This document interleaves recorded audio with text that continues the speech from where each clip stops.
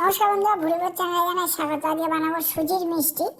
তা একটা কড়া গরম করে তার মধ্যে অল্প পরিমাণ ঘি দিয়ে তাতে একটু সুজি দিয়ে দিলাম। সুজিগুলোকে ভালো করে নাড়াচাড়া করে নিতে হবে যতক্ষণ লাল লাল হয়ে যাচ্ছে। সুজিটা লাল লাল হয়ে গেলে তার মধ্যে অল্প পরিমাণ জল দিয়ে দেবেন। জল দিয়ে একটু নাড়াচাড়া করবেন। কিছুক্ষণ নাড়াচাড়া করার পর গুঁড়ো দুধের প্যাকেট 1 প্যাকেট পুরোটা দিয়ে আবার একটু নাড়াচাড়া করে নেবেন।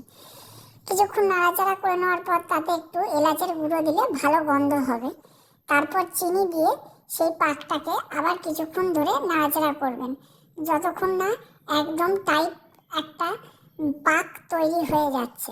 বেশ কিছু সময় ধরে ওটাকে নাড়াচাড়া করবেন গরম কড়াই রেখেই। দেখুন সুজিগুলো মাখো মাখো হয়ে গেলে তখন বুঝে যাবেন যে পাকটা রেডি হয়ে গেছে।